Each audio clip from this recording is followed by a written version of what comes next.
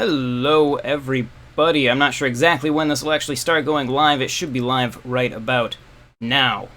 So, hopefully I'm appearing before you. Hopefully I have a voice. Hopefully sound is coming out of my face. We are gathered here today, and we're going to watch the Nintendo Direct. So welcome. Thank you for coming. And, yeah, we're already getting thumbs down. That's people. Hey, people know what to expect from me, and they are ready with their immediate disapproval. So thank you very much for joining me today. It is exciting. Hopefully, there are a few things we can kind of expect out of today's Direct. A few things that we hope we'll get out of this Direct. The big thing, of course, for me, which I'm pretty confident we'll get, is a Xenoblade 2 release date that is, like, this year. But I'm pretty confident we're gonna get that. It's looking promising. Of course, we could also use a Skyrim release date. That would be good. Also, hello, Steve Lewis. Thank you for saying hello. Or hi. But yeah, so Skyrim release date, Xenoblade release date. Of course, there are tons of rumors about what might happen today. We've got, let's see. Whoop, Nintendo. Oh, their thing just popped up. Okay, so we must be 30 minutes out because the thing just popped up. Once the actual thing starts, I will, of course, just to reassure you, I will shut up and I will switch to. I'll show you the actual thing.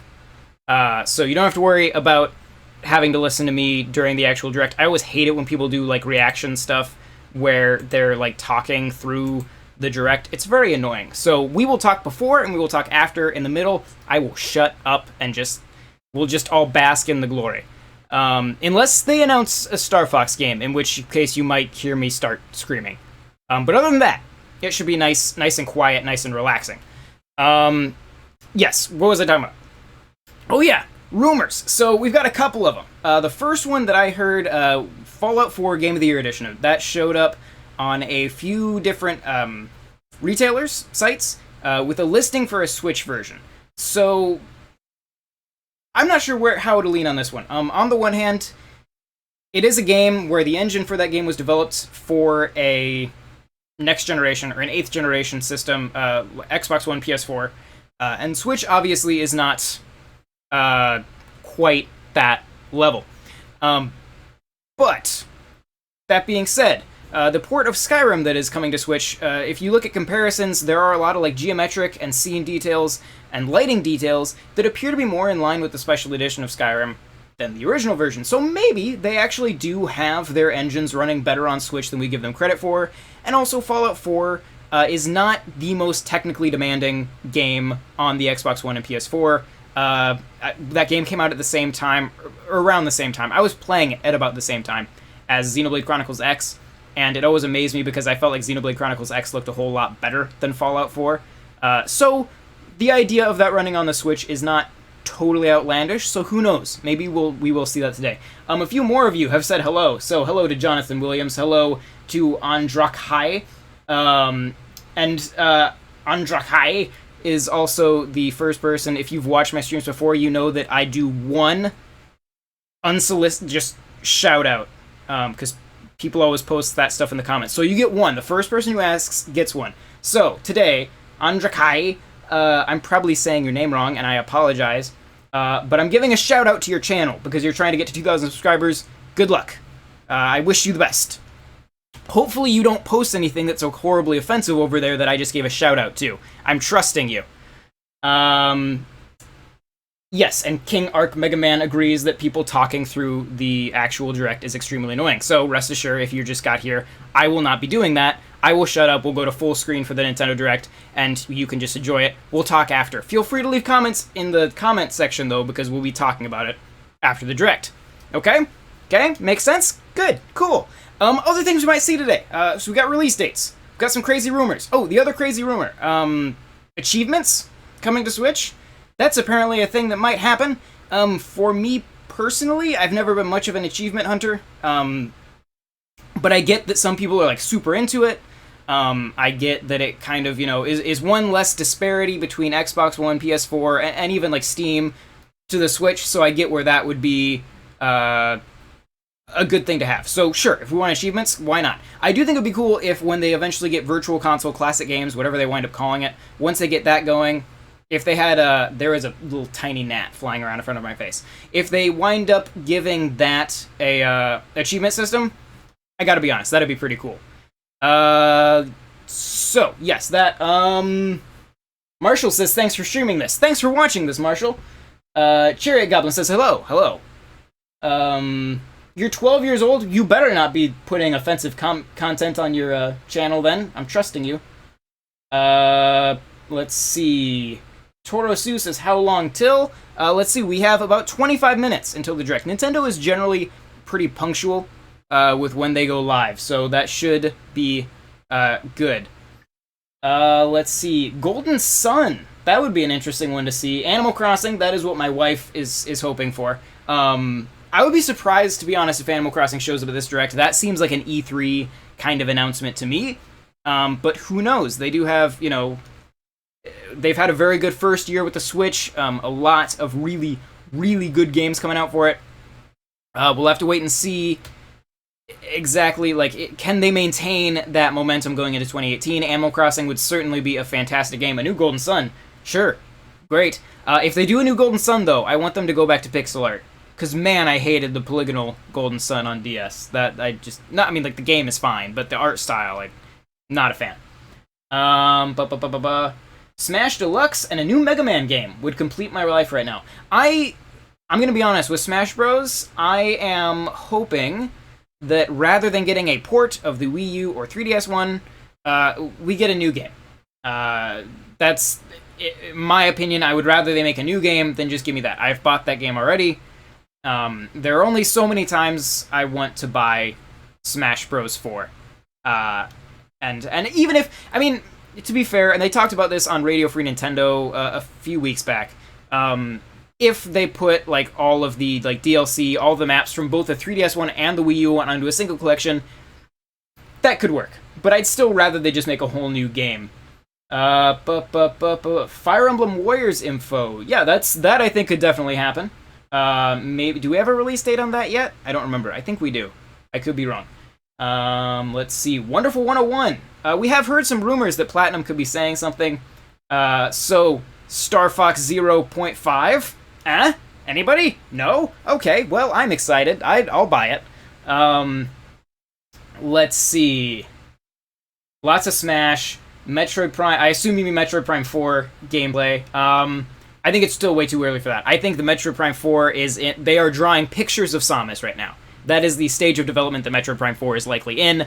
I don't think we are at the actual gameplay for Metroid Prime 4 just yet. But hey, who knows? I would take, if they show me some of those drawings they've done of Metroid Prime 4, I would take that. That would be fine. That sounds like a great idea. What are you excited to hear about? I hope they give info on Breath of the Wild 2 DLC. Yes, that, Breath of the Wild DLC 2, I think that's pretty much a shoo-in. That definitely, I think, is something we'll hear about, because that's supposed to come out this holiday, so that's pretty sure. We do know also they will be talking about Mario Odyssey. That is, like, the one thing. In fact, it's on your screen right down there if you can read that tiny print. I guess it's kind of behind the logo. But they have said specifically, there it is, that they will be talking new details about Super Mario Odyssey, and they're focused mostly on what's headed to Switch and 3DS over the next few months. So that's why I don't think, like Animal Crossing and stuff like that, Metro Prime 4, I don't think we're going to see too much of that, because this seems to be focused. I think this is kind of like their holiday direct. Like, these are the things that are coming out before Christmas, which is why you should buy a Switch on Black Friday. I think that is the purpose of this particular Nintendo Direct. Chariot Goblin would rebuy Star Fox Zero. There we go. But I need it to have even more motion controls. You know, I want them to just double down on the motion controls. If you hated the motion controls, too bad! Star Fox 0.5 has twice as many motion controls. You have to play it with a Joy-Con in each hand, and, like, 2 in your foot and 1 in your mouth. And, like, every movement counts. That's what I want out of Star Fox 0.5. Federation Force 2 is all. We could throw that on the list if we're asking for games that only I want. Let's see. Bundle Pack. That, I think, Mario Odyssey Bundle Pack, I could see that happening. Though I could also see, like, a Zelda Game of the Year Bundle Pack. Has it won Game of the Year awards yet? It has to have, right? I mean, it's going to. I don't know if it technically has yet, but that's a shoo-in for any Game of the Year awards. Let's see. Oh, Cherry Goblin says, I wouldn't be surprised if Animal Crossing went full mobile, no Switch game. So I was actually, my wife and I were talking about this last night. I think that Animal Crossing on Switch, that needs to happen, and it needs to have split-screen multiplayer. That is my big thing for Animal Crossing on Switch. As far as mobile goes, because they are, of course, making an Animal Crossing mobile game, I was almost thinking that it would be cool, in the older Animal Crossing games, like on the GameCube one, you had the island, which you went to, by connecting your Game Boy Advance with the link cable to the GameCube, and then you played on your Game Boy Advance even when you weren't there, and you could like do things on the island. That, I feel, could sort of be how the phone app and a Switch game kind of interact, with the phone app acting as the island, which is something that you could interact with while you're not playing the main game, but then that information from the phone app could then be used in the actual game. And of course the phone app itself would be like a full game, but you could in some way go to the area that's on your phone and do stuff there while you're not playing the full game. And that'd be good synergy, right? It encourages the people who got the phone app, like, hey, you could get the Switch and get this whole game. And then people who have the Switch would also be like, oh, there's a phone app, you could do that, take us in your pocket every day. And so I feel like that's the type of thing that I feel like would make sense with that franchise. Let's see. Persona 5 or Persona 3? Persona 5, I assumed, was licensed to be a PlayStation exclusive, but I guess I don't know for sure, so who knows? My unrealistic prediction is Xenoblade Chronicles X port announcement after Xenoblade Chronicles 2 release date.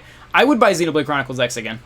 After I just got finished saying how I don't want to buy Smash 4 again, I would buy Xenoblade Chronicles X again. To have that mobile, absolutely. I love that game. The game is amazing. I want GameCube games on Switch. Yeah, that'd be neat.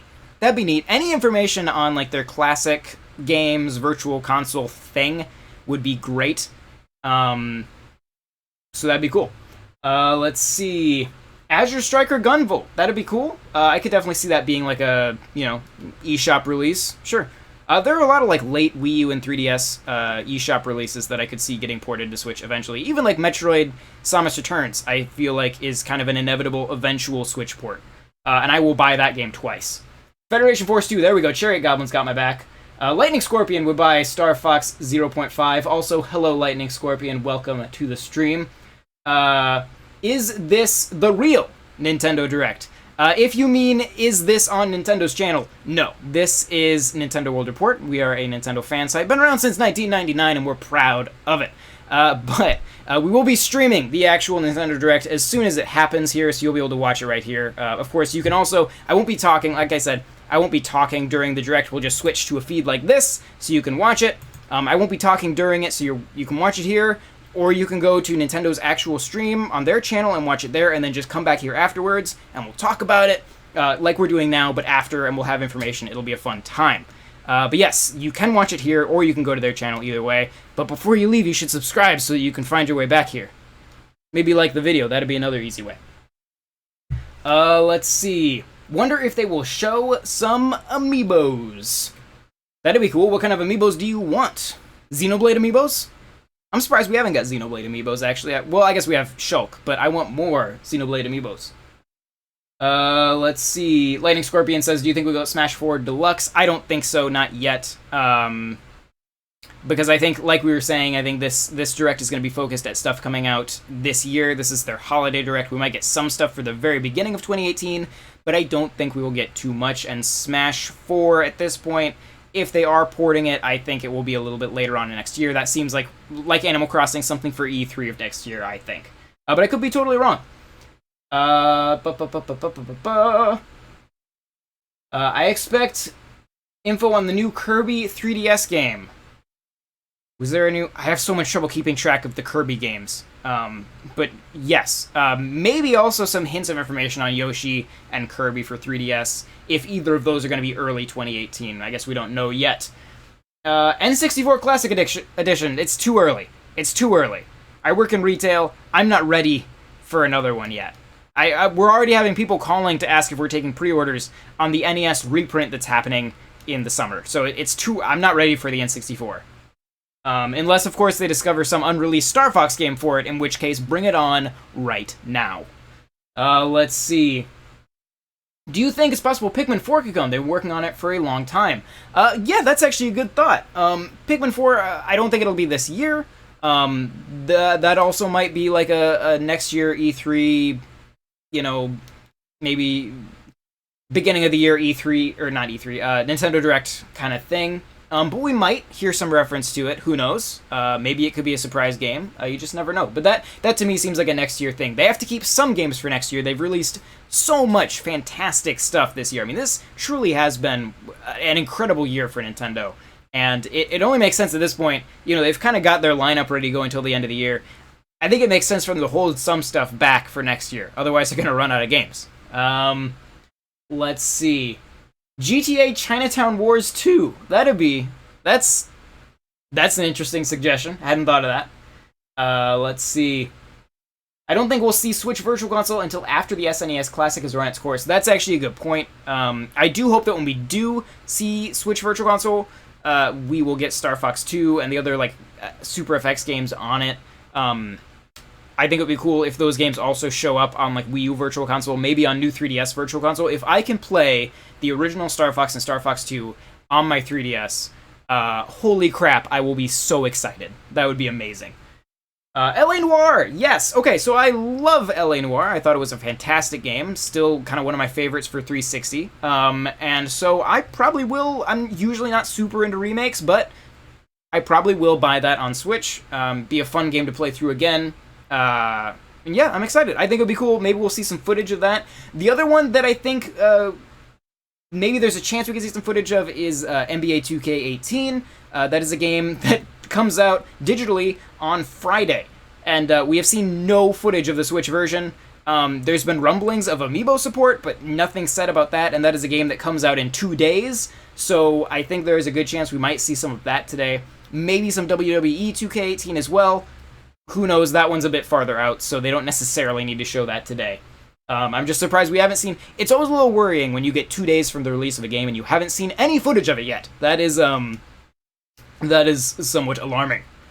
Let's see. Switch VR. That'd be cool. I love VR, and I would love to see what Nintendo could do with it. I know Nintendo is kind of hesitant on VR ever since the Virtual Boy, but hey, Nintendo, I liked the Virtual Boy, so I will support you in any future VR ventures as well. VR ventures is a fun thing to say, by the way. Let's see. Pikmin 4, Pokemon Ultra. Yes, that is definitely, I forgot about that. That is definitely something we'll see today. Ultra Sun and Ultra Moon, absolutely. We will pretty much certainly, unless they hold it off, they could say we're going to hold it off and do a specific Pokemon Direct. That's certainly possible. But yes, that is a very safe bet. Miyamoto takes his time on Pikmin games. He sure does. But, you know, they've gotten better every time, in my opinion. So, I guess that's fine. Game Boy Classic Edition, that would be cool. Yeah, I'd be down for that. But in the vein of always including unreleased Star Fox games, the kind of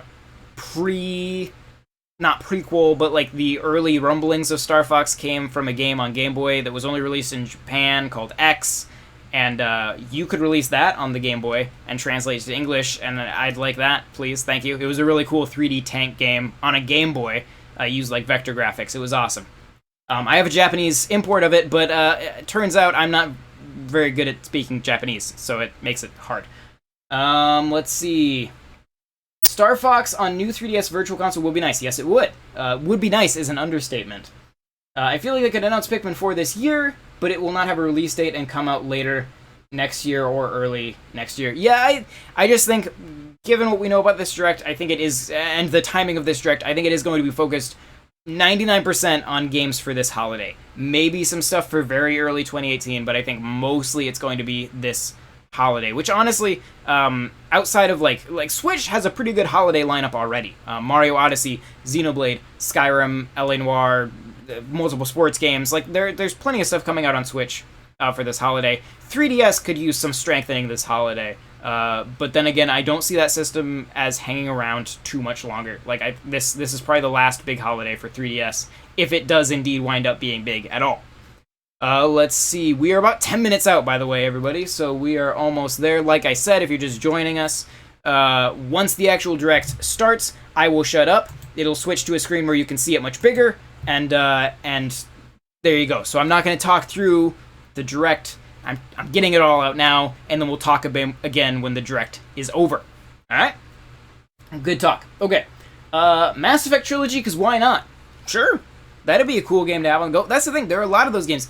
The thing about the Switch is that, like, normally with remakes, it's sort of like, I guess, sure, why not? But on the Switch, when you add in that ability to have it anywhere, suddenly those remakes become a lot more appealing. And so, like, stuff like L.A. Noire, where if that were just coming out on PS4 and Xbox One, I'd probably pass on it, because it's like, well, I played it already. But on the Switch, on the go, maybe. Even Fallout 4, which is not confirmed by the Switch at this point, by the way. But even Fallout 4 is not a game that I liked very much. But the idea of being able to play it portable does make me think, like, maybe I should give it another shot. So I think there's a lot of appeal in remaking those games on Switch. I think we're going to see a lot of that. It's a nice way to kind of shore up the library, and as long as they're good games, it's a new way to experience them, and I'm not totally against it. Let's see. 3DS 2018 lineup is in question. Yes, it is. There's not a lot. I think this is, like I said, I think this is kind of the last holiday for 3DS. Xenoblade 2 is really hyped up. It deserves to be, because Xenoblade is the greatest RPG franchise of the past. When was Chrono Trigger? When did that come out? Since that? Like, I mean, in my opinion, I think Xenoblade Chronicles is the best Japanese RPG currently available. So, I will happily hype it up. Because I like it. Do you think this will be the last Direct for 2017? We might get one in, like, late November, kind of saying, with, like, more of, like, the early 2018 stuff, saying, like, hey, look at all these games, make sure you get a Switch for Christmas. Like, we might get that. I think this is the last big Direct. We may get, like, a Pokemon one right before that comes out. I guess I could see that. But I think this will be the last, like, I mean, this one's supposed to be 45 minutes long. This will be the last big one, I think, for the rest of the year. Let's see. How about some gameplay of whatever Shin Megami Tensei? That would be, yeah, sure. I kind of forgot that got announced. But that could also be something that gets pushed until, like, E3 of next year. Just because I doubt it'll be out. I don't think we're gonna see a ton of new announced games at this Direct. I think this will mostly be release dates and details on things we already know exist. Just because I think that is their focus, is this holiday. I find it hard to believe there's too much stuff coming out this holiday that we don't already know about. There could be some, especially like smaller eShop games, that could certainly happen. But I think for the most part, this is going to be details on stuff we already know about. Let's see. Xenoblade X kind of sucks. Ooh, oh. You injure me. Let's see. And I think it was a bit different than... Yeah, Xenogears and Xenoblade are related in director really only. They are very different games. They do both have robots, and that's always a good thing. But yeah, they play completely differently. Let's see. Xenoblade is good, but I never finished either of them because of difficulty. They do, Xenoblade X especially. The final boss in Xenoblade X is a pain in the butt. It was good. New Castlevania. Yes. What was it? Konami did talk about that a little bit, about the potential of that. Because I guess Bomberman, Super Bomberman R did really well. So, they're looking at revitalizing some old franchises, because who would have thought that Konami should be making money off of the games that everybody likes? Genius idea, Konami. Well done. I said it sunk. You did say it sunk. I'm sorry. I can't read. Alright. Did it sink? Do you mean it didn't sell well, or that it got progressively worse? Because I think it did sell, I mean, for a Wii U game, reasonably well. Chances of us getting a new Animal Crossing, yeah, we talked about that a little bit. Animal Crossing, I think, is something we'll hear about next year at E3. I don't think that is something for today. I think this is mostly going to be games that have already been announced. Castlevania Rondo of Blood in English. That's a very specific request, but there you go. 15. Boy, I can't read. This is why I'll take a 45-minute break to regain my reading ability while this thing is going. But yes, 5 minutes out. Get your popcorn. Now would be a great time. If you need to pee, do it now. You don't want to have to pee during the middle of the direct as I drink more liquid. Do you prefer the original or Xenoblade X? That is a great question. They're very different. I think I prefer Xenoblade X more because of its like sci-fi tone over fantasy tone. That's a personal taste thing. They are both two of the best JRPGs I've ever played, so it's hard to like. There are days where I'm like, I want a more story-focused RPG, or I want a more open-focused RPG, or world-focused RPG, and so it goes back and forth. They're both amazing. They're both like 10 out of 10 games in my opinion. But yeah. Let's see. I'm sure Mario Odyssey will get a season pass. Oh god. I don't know how I'd feel about Mario DLC. I don't know. I do not know about that. That'd be weird. But I guess it could happen. We'll just have to wait and see. Let's see. We are 4 minutes out. I keep looking at the clock. I don't want to get into like too long a discussion because I know that it is just around the corner. And like I said, Nintendo is usually quite punctual. But now would be a good time. We got this 4 minutes. I'm going to shamelessly plug that you could subscribe to NWR. We do live streams every Saturday. We have videos every week. It's a great place for news, reviews, fantastic things. And this whole like streaming the Nintendo Direct to you with this like pre-show, post-show thing. This is a new thing. This is the first time that I've done this. So feel free to leave comments on whether you think this works or whether you hate my ugly face, which does occasionally show up in the comments. And we'll decide, should we keep doing this? Is it worth it? And we'll see.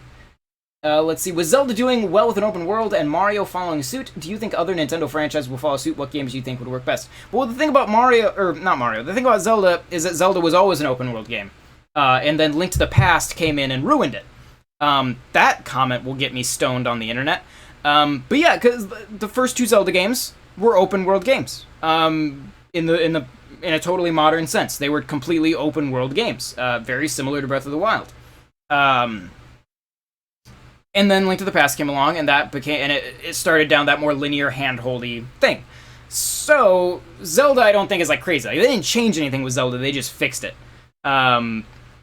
Mario, once again, it's not that they're trying anything new. It's more that they are going back to a previous state.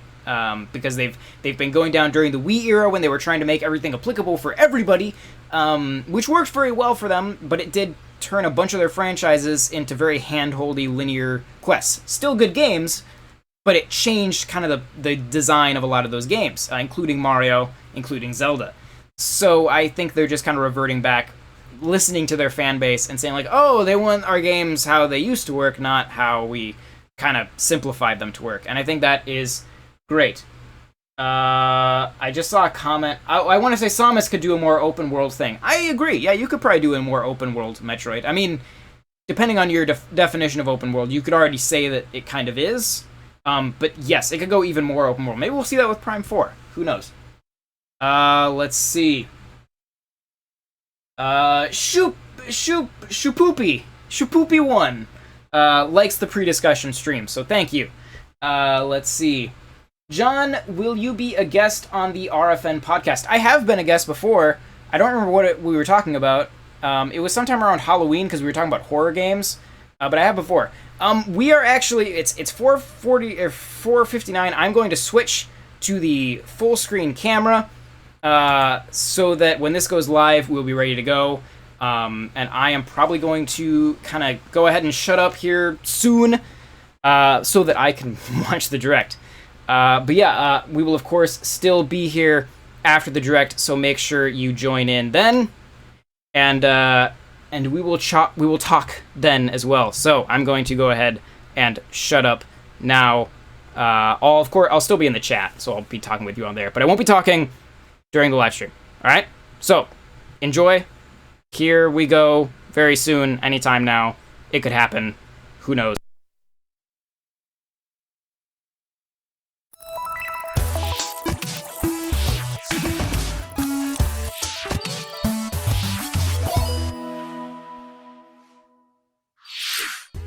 皆さん、おはようございます。 Hi everyone, and welcome to Nintendo Direct. I'm Yoshiaki Koizumi from Nintendo, and I'll be your guide. Today, I have news about what's in store for Nintendo Switch and the Nintendo 3DS family of systems. We'll spotlight 4 of these titles in their own segments, and others will be featured in a series of headlines. We'll begin with Nintendo 3DS for our first spotlight title of the day.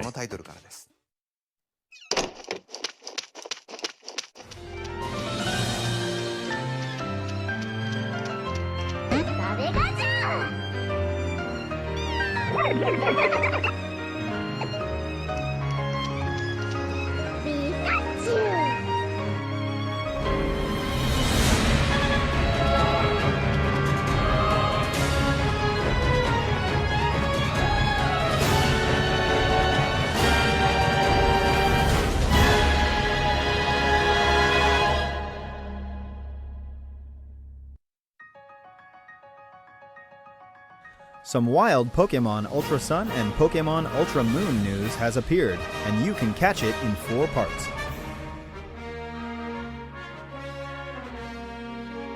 As you just saw in the trailer, the legendary Pokemon that steals light, Necrozma, has transformed into 2 new forms. Dusk Mane Necrozma, who took over Sol Galeo, and Dawn Wings Necrozma, who took over Lunala. A brand new showdown awaits.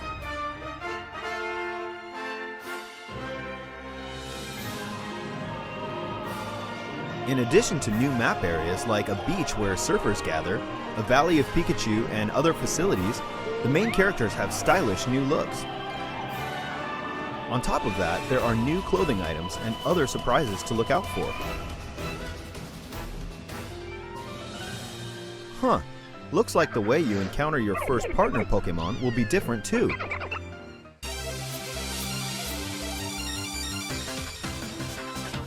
If you purchase either game early, you can get a special Rockruff who will evolve into Dusk form Lycanroc. Somehow, this Rockruff can perform a special move that this Pokemon usually can't learn. Also, if you purchase and download the digital version before January 10th, you'll receive 12 Quick Balls. And finally, on September 22nd, the Nintendo 3DS Virtual Console titles Pokemon Gold version and Pokemon Silver version will be released. If you purchase either one, you can receive the mythical Pokemon Celebi as a bonus in Pokemon Sun, Pokemon Moon, Pokemon Ultra Sun, or Pokemon Ultra Moon. You can pre-purchase Pokemon Gold version and Pokemon Silver version in Nintendo eShop after today's Nintendo Direct. Also, unknown Ultra Beasts codenamed UB Burst and UB Assembly will make their debut. With UB Burst in Pokemon Ultra Sun and UB Assembly in Pokemon Ultra Moon. That's the latest news I have, so please follow our coverage to see these Ultra Beasts in action and much more. The Pokemon Ultra Sun and Pokemon Ultra Moon games launch November 17th. This themed new Nintendo 2DS XL system will release 2 weeks prior on November 3rd. All right, time to run through some headlines for Nintendo 3DS. Every hee-hee and ha-ha of Mario & Luigi Superstar Saga has been remade for Nintendo 3DS. Which means it's time to take back Princess Peach's stolen voice from Cackletta all over again. And in the all-new mode, Minions Quest, The Search for Bowser. You'll go behind the scenes of Mario & Luigi's adventure to learn the somewhat heroic tale of Bowser's minions. The classic story mode also has new stamp sheets. Tap compatible amiibo figures to stamp them and earn new equipment. You can also tap the Boo amiibo figure or the new Goomba and Koopa Troopa figures to get 2 additional stamp sheets that offer up items in both modes of the game. The more stamps you have, the more equipment and items you'll earn. Mario & Luigi Superstar Saga plus Bowser's Minions laughs its way to Nintendo 3DS systems October 6th. The new Goomba and Koopa Troopa amiibo launch that same day. Kirby is about to enter a tournament against his toughest rival yet, himself. And his new game, Kirby Battle Royale, offers a variety of ways to fight. In Battle Arena mode, everyone battles until the last Kirby standing wins. In Ore Express mode, you hoard treasure until the fastest Kirby wins. And he's just getting started. fight to the best of your abilities and prove you're the one Kirby to rule them all. There's a single-player story mode too, not to mention regional online battles.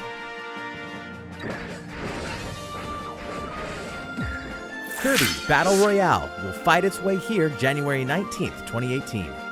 By the way, we're holding a poll to celebrate Kirby's 25th anniversary and to crown the world's favorite copy ability. If you're interested, head to kirby.nintendo.com/poll for more details. If you missed out on the original Yokai Watch game, you passed up one of the biggest smash hits in Japan of the last 10 years. But now's a great chance to jump into the series with the ultimate version of Yokai Watch 2, including all new content and features. If you already own a version of Yokai Watch 2, you'll be able to download a free Oni Evolution software update tomorrow that adds in new features, such as the opportunity to befriend S-Rank Jibanyan S! or S-Rank Komasai, and new boss battles in an improved Blasters mode. Plus, you'll have the ability to transfer data to the new game, so you can pick up where you left off when the ultimate entry in the series, Yokai Watch 2 Psychic Spectres, launches September 29th. Catrielle Layton, daughter of the famous Professor Layton, is on the case. And luckily, some things run in the family. In the 7th main installment of the Layton series, search for clues, help out townspeople, solve puzzles, and hopefully save the day. Try on an exclusive Flora costume, only available in the Nintendo 3DS version of the game, and be there the day she opens her detective agency. Layton's Mystery Journey, Catrielle and the Millionaire's Conspiracy launches on Nintendo 3DS October 6th. Nintendo fans will have another way to play Minecraft, coming to new Nintendo 3DS systems. Play in survival or creative modes. Use the included 5 skin packs and the 2 texture packs to customize your game. Your inventory, crafting, and map will be displayed on the touchscreen, and you can choose between buttons or touch controls. Minecraft New Nintendo 3DS Edition will be released today on Nintendo eShop, right after this presentation. The packaged version will launch at a later date. For years, the Mario Party series brought us together around our home consoles, ever since the original launched on Nintendo 64. We partied like it was 1999, because it was. And now, the best minigames from all 10 home console titles are going portable on Nintendo 3DS. We've curated the top 100 minigames, the most ever in a single Mario Party title, to create the best one yet. The game supports download play for up to 4 people, so with just one game card, any of your friends with a Nintendo 3DS family system can join in too. Take a tour through all the mischief, magic, and memories the series has to offer when Mario Party The Top 100 launches on Nintendo 3DS November 10th. In 2 days, Metroid Samus Returns finally arrives on Nintendo 3DS. And everyone, from Metroid fans to Super Smash Bros. Fans, should take notice. This meticulously crafted side-scrolling adventure contains immersive 3D visuals, atmospheric exploration-based gameplay, versatile weaponry, powerful new abilities, and some truly wicked bosses. Who or what will you encounter on this deadly planet? Vengeance has a name. Metroid Samus Returns is scheduled for launch September 15th. Atlus always has something good in the works for RPG fans. 9 characters' paths will converge in the Alliance Alive, in an all-new old-school RPG from Atlus, heading to Nintendo 3DS systems in early 2018. We can also confirm that the handheld will play home to Shin Megami Tensei Strange Journey Redux, with all of its new content and enhanced graphics. Another Nintendo DS cult classic has set its sights on Nintendo 3DS systems in the form of Radiant Historia Perfect Chronology. The gorgeous launch edition will include a collector's box with an art book and decal sheet. While you're at it, don't forget to check Nintendo eShop for something else that releases today: the new Etrian Odyssey 5 Beyond the Myth demo. 2 new titles from beloved series are almost here. Uncover the mysterious origin of everyone's favorite lawyer, an Apollo Justice Ace Attorney. And soon, the bonds between heroes will decide their fates in Fire Emblem Warriors. Check this out real quick. You're looking at the new orange and white edition of the new Nintendo 2DS XL, and it'll be here before you know it on October 6th. That's all for today's Nintendo 3DS headlines. Now, let's move on to Nintendo Switch by kicking things off with a trailer for our next spotlight title, Xenoblade Chronicles 2. Please take a look.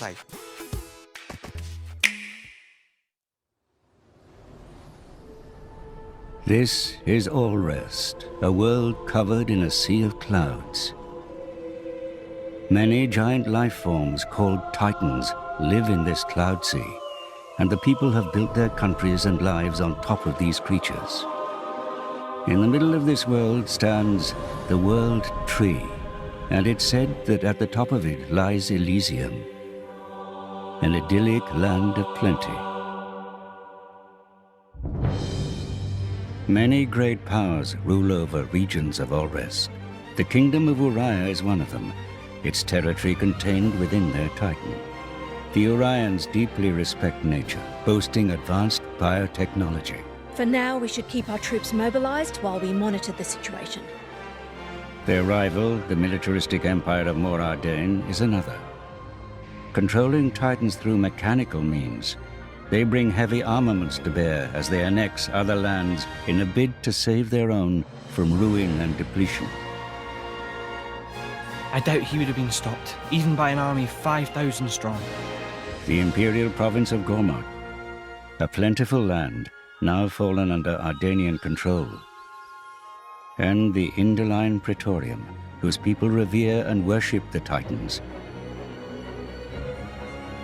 Indol controls the supply of core crystals, which blades are born of. And so despite being a theocracy, they hold much influence over the world's military affairs. Next, the Argentum Trade Guild. A shrewd consortium of traders, they do well for themselves by deftly navigating the strained relations between other nations and exploiting wartime demand. And last but not least, Torna, carrying out secret operations under the Cloud Sea to achieve their mysterious goals. Before long, this world will fall into turmoil over efforts to find the legendary blade, the Aegis. That is precisely the kind of scenario that I mean to prevent. Hand her over to a grown-up. The Aegis must be destroyed. Then I shall Aegis too and make mountains of cash. I'm guessing your goal is Elysium. That is our dream! Who will find the Aegis? Who will make it to Elysium? Only time will tell.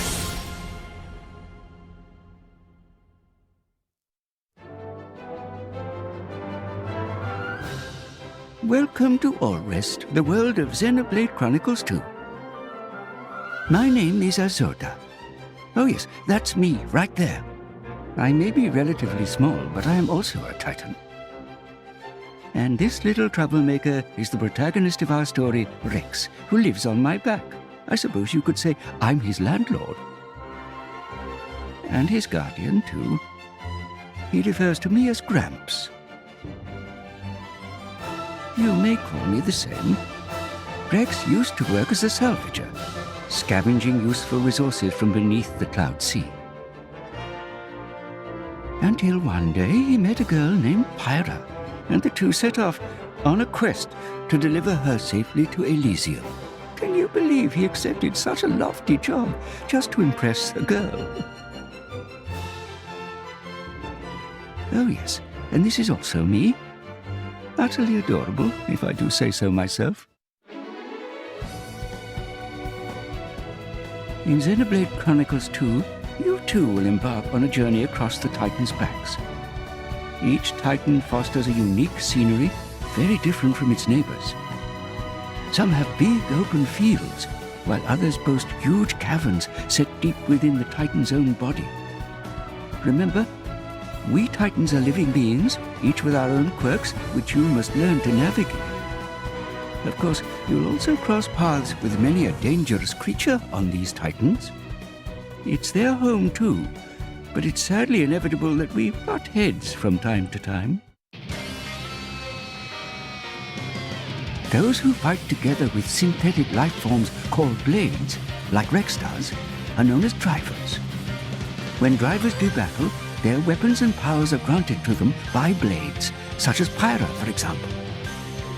Up to 3 drivers and 3 blades can work together at any one time.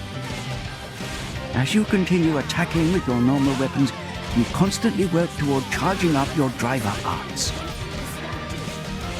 These special abilities run the gamut, with some allowing you to inflict extra damage depending on your positioning, while other, more arcane arts can cause HP potions to appear. Just use them wisely and watch closely the tide of battle to know when best to deploy them. Blades also support their trusted drivers by using blade arts to increase the power of their attacks, their accuracy, and the like. That way, the drivers can focus on playing a more active role on the battlefield.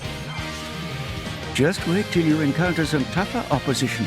Things won't always go your way, so it's important to learn the benefits of switching blades. By using items called core crystals, drivers can awaken new blades. This is known as resonance. You aren't limited to just one. A single driver can bond with multiple blades. The weapons and arts available to you depend on the blades with which you bond. And you never know what kind of blade you'll get until you awaken them. Sometimes you may muster up some very special ones. Oh, looks like you hit the jackpot this time. You can take up to 3 blades into battle with you, with each blade being either an attacker type, defender type, or a healer type. It's important to switch blades and tactics in step with your situation.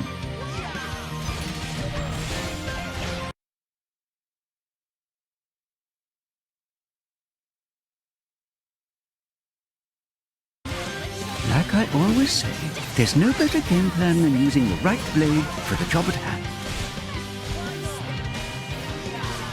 As a basic rule of thumb for drivers, you should always stay abreast of the blades your party members are using, and strategize accordingly. By using your arts, you'll fill up your blade's special gauge. When you finally activate one of these specials, the driver will return the weapon to its blade owner, enabling the blade to deliver a devastating attack.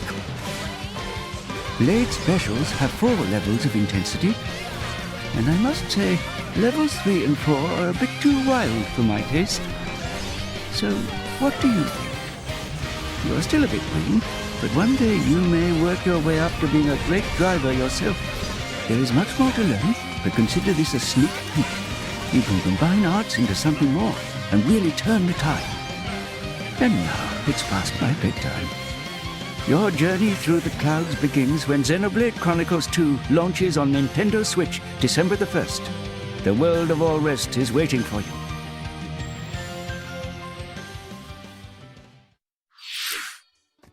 Alongside the regular version, we will be offering a special edition, including a sound selection CD, a special metal game case, and a 220-page hardbound art book. You can also look forward to the release of a Xenoblade Chronicles 2 themed Nintendo Switch Pro controller, sold separately. Speaking of Nintendo Switch, we have some more headlines for you. Splatoon 2 is one happening game. Backed by popular demand, it's Kelp Dome. Now with some fresh twists, like extra grates to slip through and a bit of added turf on each side for your inking pleasure.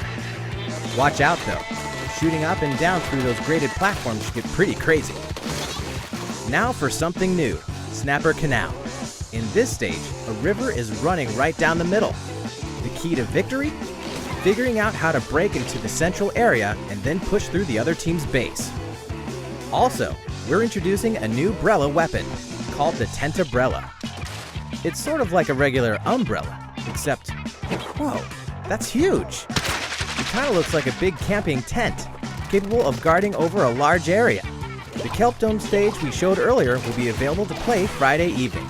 We're planning even more weapons and stages for future releases, so Splatoon 2 should stay fresh for a long time. Warriors from across the Fire Emblem series have been summoned to stop the Chaos Dragon and uncover the mystery of the Shield of Flames. Each one will face armies 1,000 strong by unleashing devastating attacks. As their stories unfold, new combinations of characters will mingle and bond on the battlefield of Fire Emblem Warriors. And now, a beloved warrior is joining the cause. It's Lyn. Hailing from Fire Emblem on Game Boy Advance, Lindis of the Lorca lends us her steel. Keep your eyes on the horizon, soldier. A new trailer launches today. If you think I can't hold my own, you're sorely mistaken. Fire Emblem Warriors launches October 20th alongside the special edition, which includes the game, a premium character card set with slipcase, a double-sided poster, and a 3-CD music set. Separately, the Chrom and Tiki amiibo figures released the same day. The action puzzle game that lets you snip and clip your friends is getting reams of new content on Nintendo eShop and in stores. Snipper Clips Plus, Cut It Out Together, a new expanded version of the game that packs in all the paper antics of the original, plus more than 30 new stages, including a world based on comic books, and a toy box world too. Oh, and get this. A new feature lets you replay all the original stages in a brand new way. You start with one of many random body shapes that will require some hilarious new approaches. So fans of this cult hit and newcomers alike can enjoy all of this new content with friends and family. Snipper Clips Plus, Cut It Out Together launches November 10th. This content will also be available for current owners of the original game to purchase as DLC in Nintendo eShop. You've never seen a shooter like this before. Change your size to change your powers in Morphe's Law, a local and online team-based multiplayer shooter coming to Nintendo Switch. With teams of shape-shifting robots, this is no ordinary shooter. Hitting a Morphe's body part will make it shrink, and make the same body part of that shooter grow. As the size of each body part changes, your abilities will change too, forcing you to change tactics as well. Example, larger legs will improve your jumping game, and your hand size changes the way you use your grappling hook. Clever players might even transform their allies on purpose. Your team's avatar is only as big as your team members combined, so keep it safe. The team with the tallest avatar wins the round. Morphe's Law launches first on Nintendo Switch as a console exclusive in winter 2017. If you kept up with the news from E3 2017, then you probably heard that Rocket League is coming to Nintendo Switch. This new version of the rocket-powered sports game will include all the modes fans have come to expect, along with some new Nintendo Switch exclusives, like Mario and Luigi toppers, and the first ever Nintendo-themed battle cards, along with the new addition of local wireless multiplayer. Check out Samus's gunship, with its wave beam boost, followed by the Mario and Luigi NSR, and its Super Star boost. Just pick the blue team to play as Luigi, or the orange team to play as Mario. But to rep your love for Nintendo, you'll first have to earn these sweet wheels in the game. You'll have your chance when Rocket League launches on Nintendo Switch this holiday season. Arena of Valor is a multiplayer online battle arena game designed by the experts at Tencent Games. Explore and command a roster of over 35 fearless heroes, with roles including tanks, assassins, mages, support, warriors, and marksmen. Build the ultimate team with your friends to crush your opponents in real-time online battles. First blood, double kill, triple kill, and all the features MOBA fans know and love will be included. Discover and dominate all the gameplay modes, including 5v5, 3v3, 1v1, and a unique Hook Wars mode that will challenge your skills and prove your valor as a true champion. Draw first blood, carry your team to the finish line, and become a legend in the arena. Arena of Valor beta test version will be available for free this winter. Live another life in another world in this timeless epic coming to Nintendo Switch. Winner of more than 200 Game of the Year awards, Bethesda Game Studios' open-world adventure, The Elder Scrolls V Skyrim, where you can virtually be anyone and do anything, can now be played anywhere. The ancient evil of dragons threatens the future of Skyrim, As the prophesized Dragonborn, you are the only one who can stand against them. The type of hero you will become depends on the skills you choose to hone, from archery to crafting to destruction magic and more. Your choice of skill can dramatically impact your adventure. So even if you've played Skyrim before, you can create a new character with a new path. So steel yourself like a true hero of legend.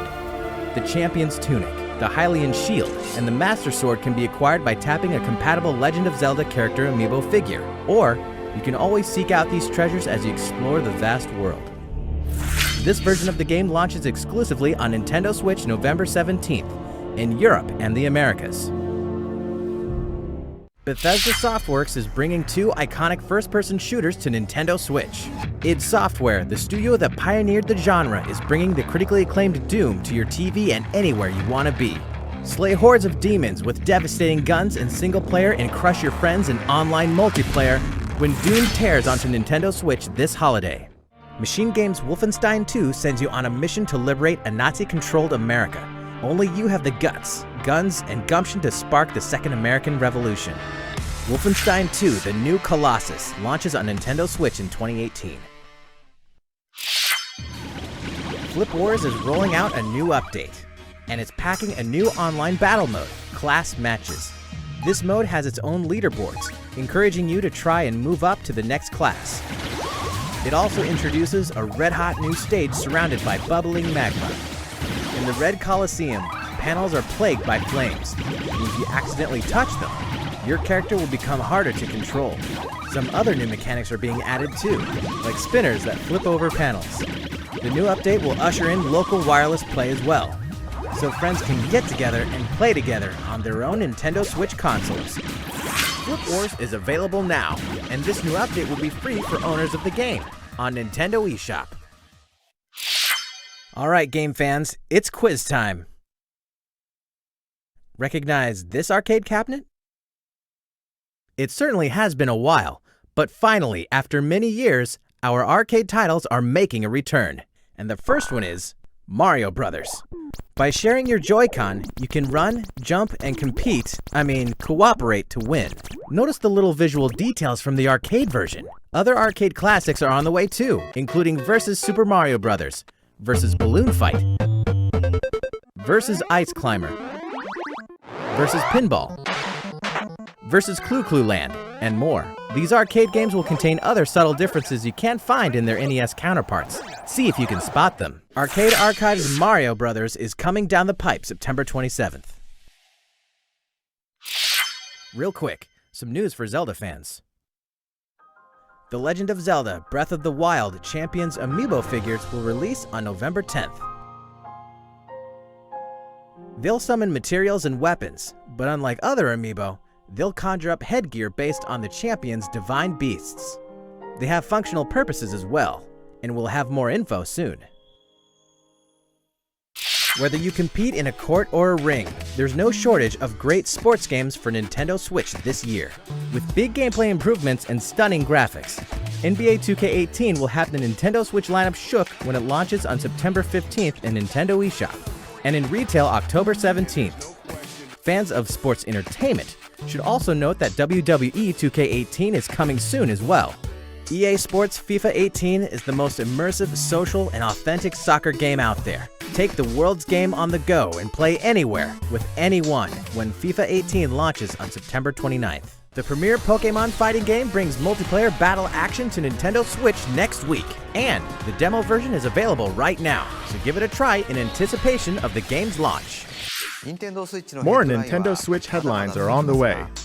But first, a video of our third Spotlight title, a brand new RPG in development at Square Enix. It also happens to be a Nintendo Switch exclusive. Please take a look.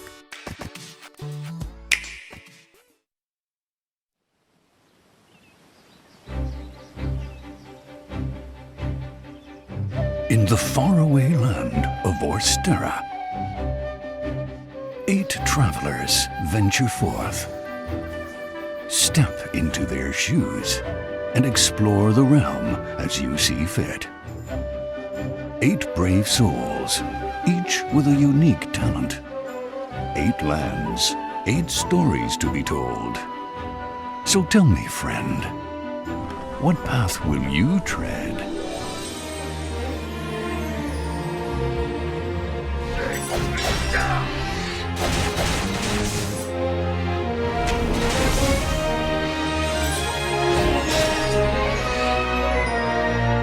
Embark on an adventure all your own.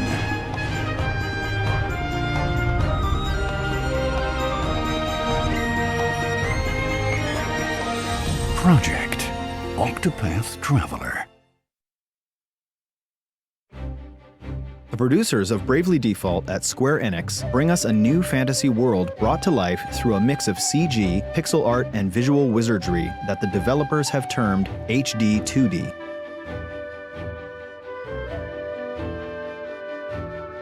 Begin your journey as one of 8 protagonists, each with their own origin, talents, and goals.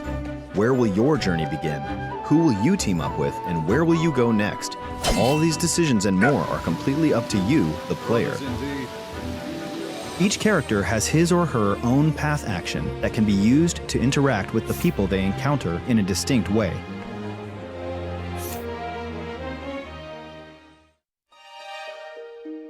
For example, the warrior Olberic can challenge almost anyone to a duel. With one such duel, he could expose an evildoer and bring them to justice, This is a good day for battle. or force someone in his way out of the way. On your guard. The dancer Primrose, on the other hand, can allure others into following her. With this power, she could track down a missing person and bring them back, or lure her enemies into a trap. She can even summon an allured character to help her in battle. Essentially, each character has their own way of achieving their objectives. The developers aim to give players the freedom to choose their own paths and immerse themselves in a deep story through true role-playing.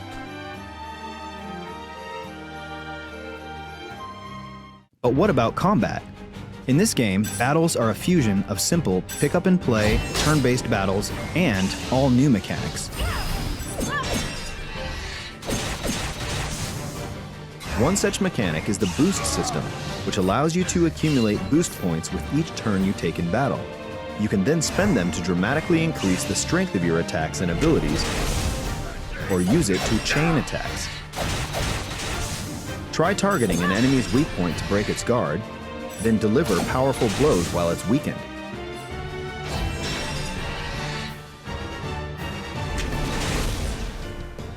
Or, if an ally's in trouble, use it to get them right back into fighting shape. Identifying the right time to boost may just be the key to victory.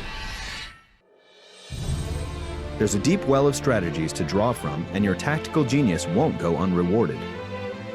Later today, a demo version of Project Octopath Traveler will launch worldwide in Nintendo eShop on Nintendo Switch.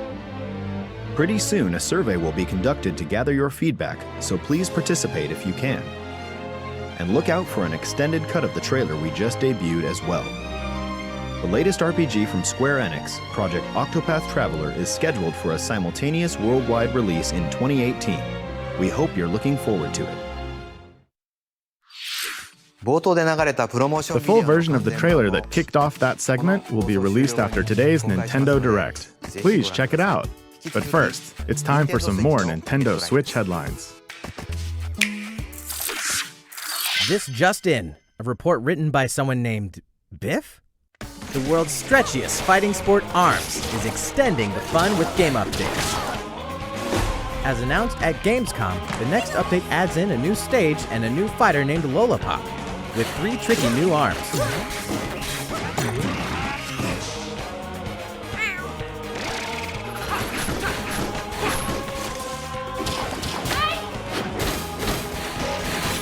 But there's another new feature as well. Now you can remap the controls to the buttons of your choice. After all, this game's all about flexibility. The best part? This new ARMS update goes live shortly after this presentation. The goddess Rubis has spoken, and you have been chosen. Dragon Quest Builders is destined for Nintendo Switch. The game is a big hit in Japan, mixing the fun of building with an overarching story and the combat of an action RPG. You'll master the art of construction, build your own towns however you want, defend them from monsters, and rescue townsfolk in need. Succeed, and you may just rebuild Alifgard, the very same world where the series began. A separate free build mode allows you to build to your heart's content with unlimited resources. And a Nintendo Switch exclusive Great Saber Cub will boost your speed and grant you special material by defeating enemies. Dragon Quest Builders is planned for release in spring 2018. The Kirby game that we showed off at E3 has some charming new tricks. Throw hearts and up to 3 enemies will become your allies.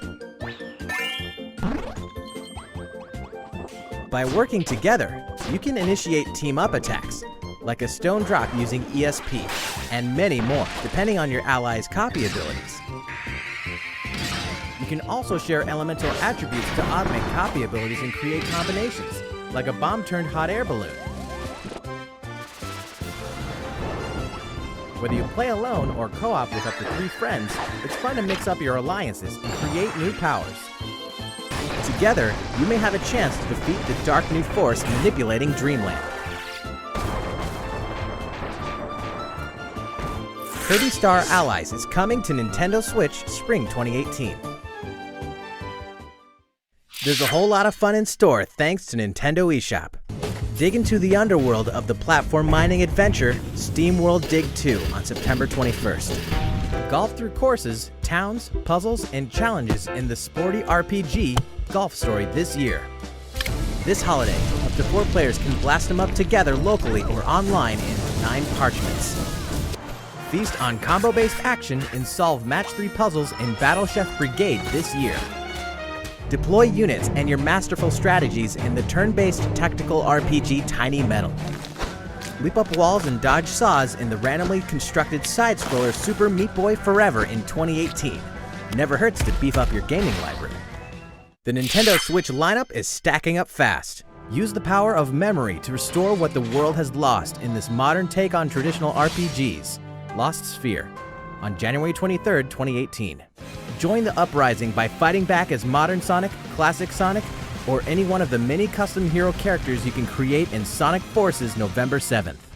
Face your fears and uncover the truth as both Resident Evil Revelations and Resident Evil Revelations 2 make their way to Nintendo Switch on November 28th. Rockstar Games is bringing LA Noire to Nintendo Switch on November 14th, featuring all of its downloadable content, new collectibles, detective suits with special abilities, a Joy-Con mode, and new wide and over-the-shoulder camera angles, plus touchscreen controls for portable detective work. That's the last quick headline for Nintendo Switch. However, we have one last game to talk about today.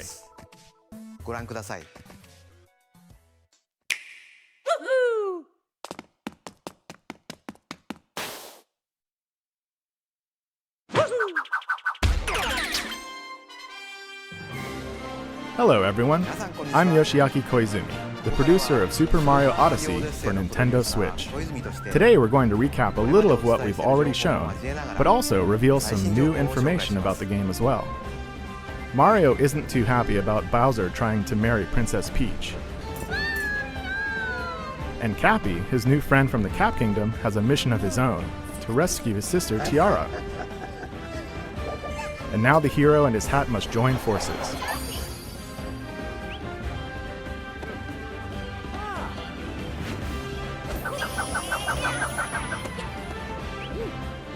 Somehow, Cappy can grant his wearer free control over his powers. So together with Mario, they'll travel the globe and make good use of Cappy's skills, especially the new Capture ability, which allows Mario to take control of many enemies, animals, and objects.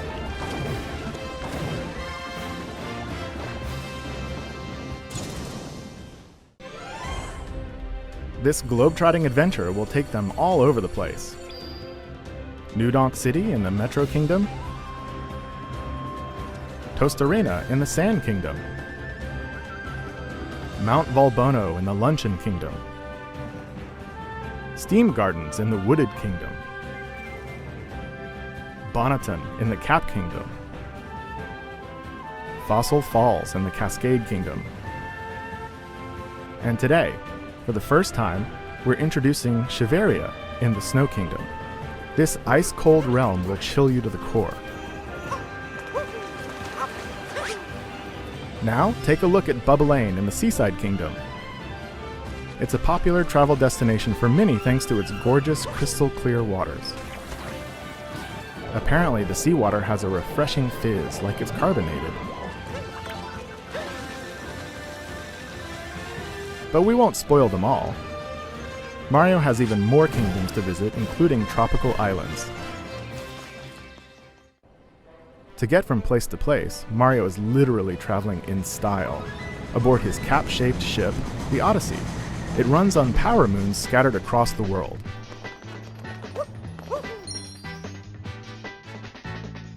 By collecting them, you can power up the Odyssey and make it to the next kingdom. The number of power moons required to reach a destination is different for each kingdom, but as you can see in this list, there are even more power moons than that, which should keep your inner treasure hunter hungry for more. I mean, some of these things are really hidden. You may need to acquire one by solving a puzzle or defeating enemies. They're hiding everywhere, so make sure to explore every corner of the world using every move at your disposal. If you collect them all, something neat may happen.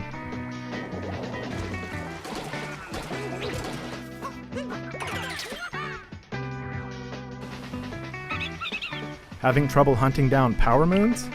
Then try talking to Talkatoo for hints. You could also give a few coins to the Hint Toad, or even tap Amiibo with some help from Uncle Amiibo to reveal a power moon's location on the map. If you're feeling stuck, it's worth a shot. Yahoo! Globetrotting does have its benefits. You may find places to play minigames like Koopa Freerunning or a jump rope challenge. You'll earn power moons based on your results, and you can check out the scores and times of other players the world over if you're connected online.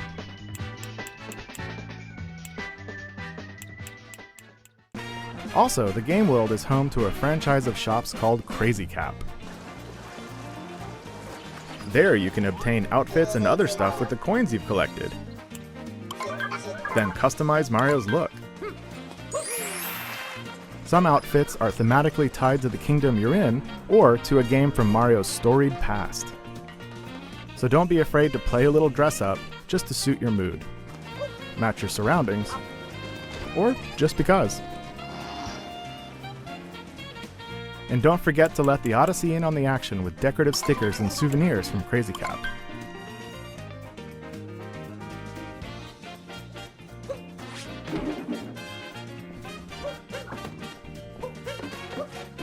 There are just so many excuses for a quick photo op.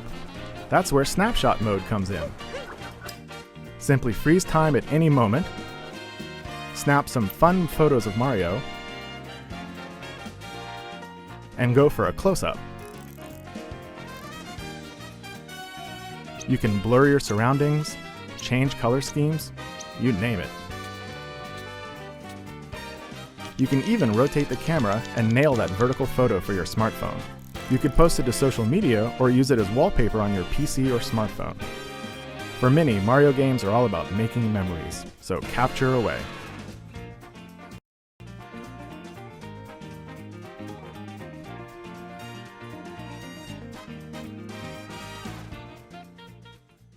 We've taken great care in creating these detailed sandbox environments for you to explore, and make the most of Mario's new and familiar moves. We made sure the game is chock full of classic gameplay elements, alongside a wide world of things you've never done before. Even the song that's playing right now is a Mario series first, thanks to its lyrics sung by the one and only Pauline. I hope you're ready for more surprising new ideas.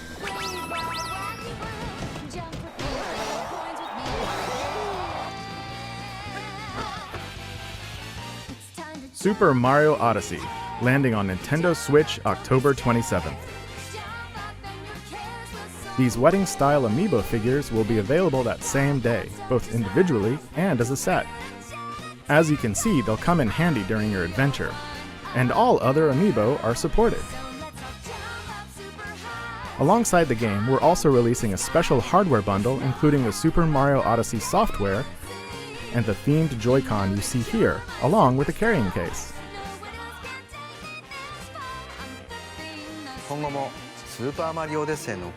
We'll continue to release more new information on the official site of Super Mario Odyssey and on Twitter as we await Mario's next great journey. That's it for me and from today's Nintendo Direct. Thank you for watching.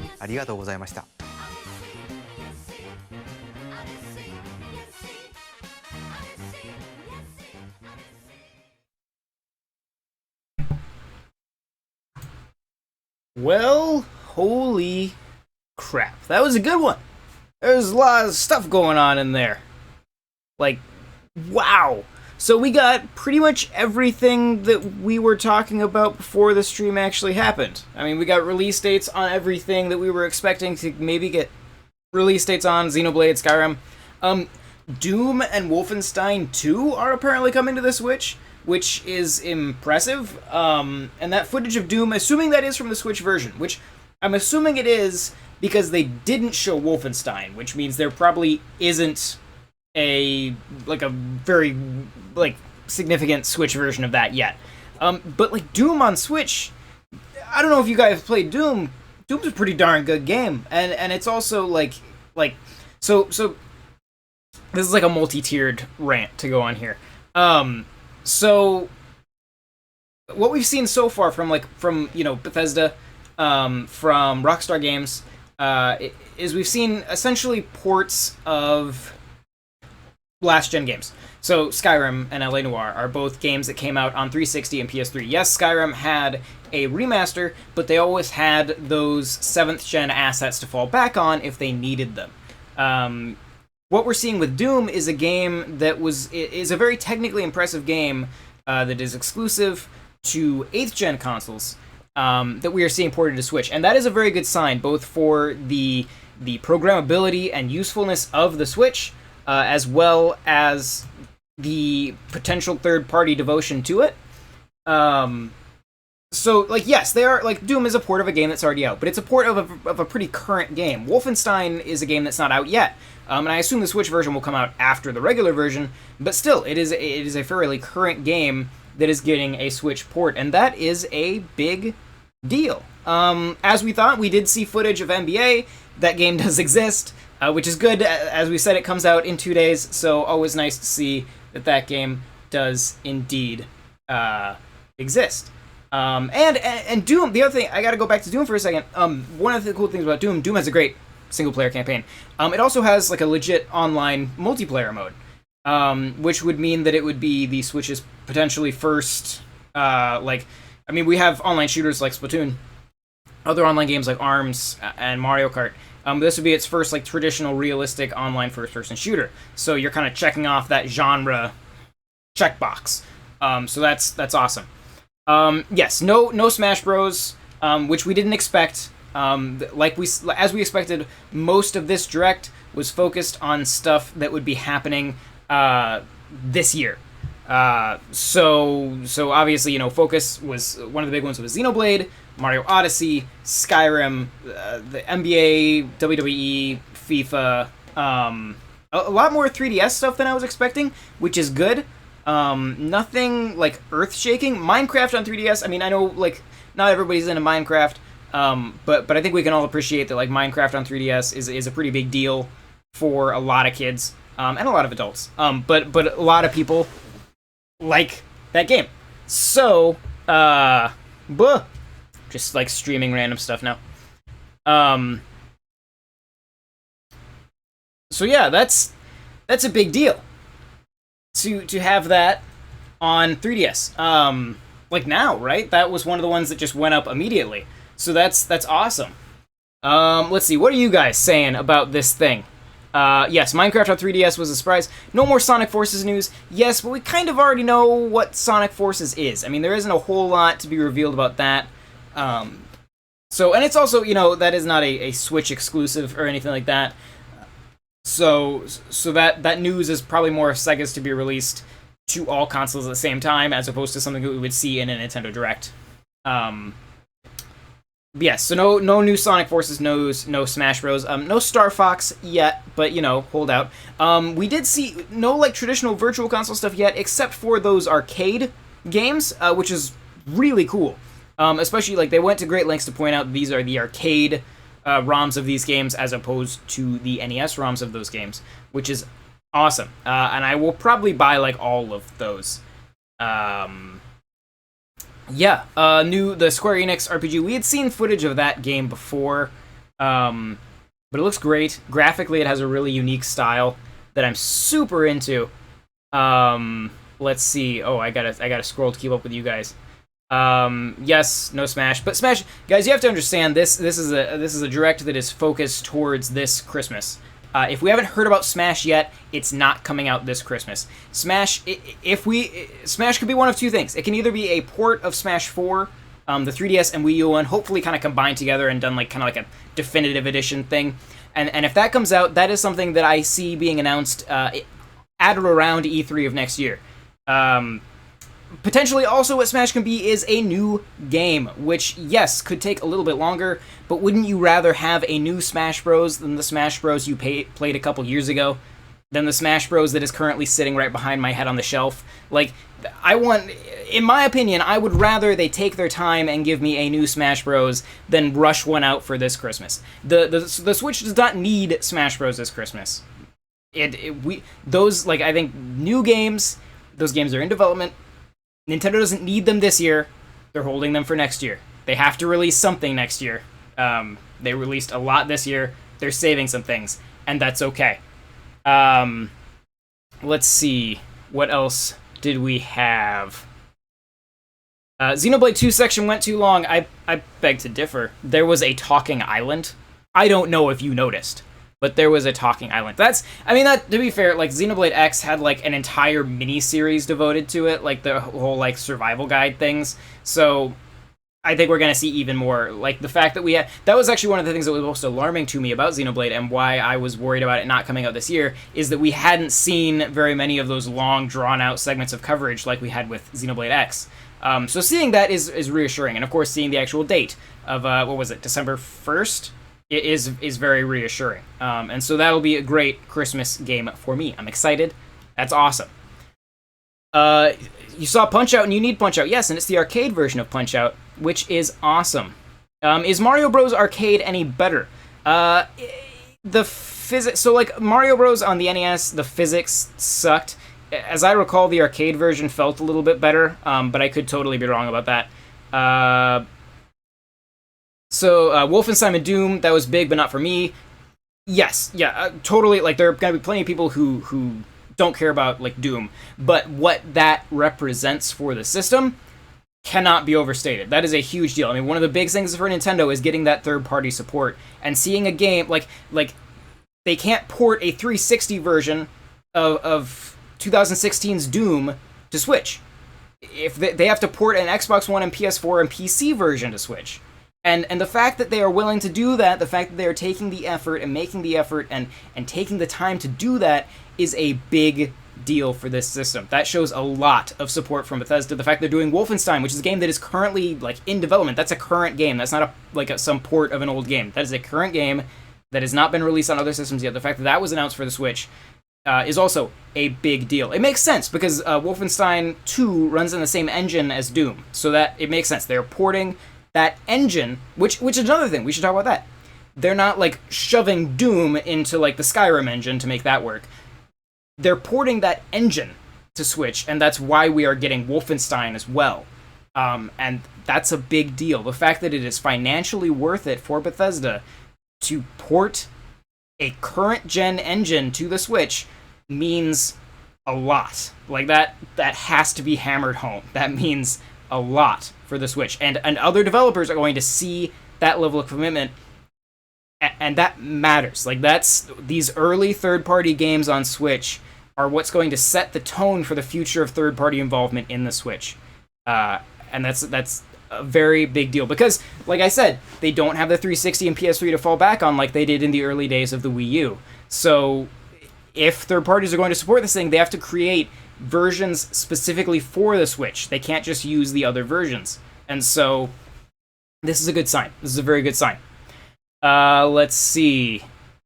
What else? GameCube adapters. Let's see. Mario Party Collection. Yeah, that was a surprise. I haven't been I'm not a huge fan of the Mario Party. I remember getting the first one when it came out on N64, and not being super happy with it. They have gotten better since then. I think it's a cool concept. It's definitely an easy thing to kind of throw on 3DS to fill out its like holiday season kind of library, because they are trying to keep supporting that system for like at least another year or so. So it makes sense. It's an easy thing to throw on there. I don't see it doing particularly well, but Minecraft on 3DS is huge. That is going to sell extremely well. That's no doubt in my mind. It'll be interesting to see how it holds up technically. It is a new 3DS exclusive, it sounds like. So it'll be very interesting to see how that holds up technically, because the 3DS is, at this point, the least capable system currently running an official version of Minecraft. So we'll see how that actually holds up. I imagine the draw distance is terrible. I mean, it has to be, right? But still, it's cool, and it's great. And financially, it will do fantastic. I have no doubts about that. Let's see. John, are you excited for Kirby?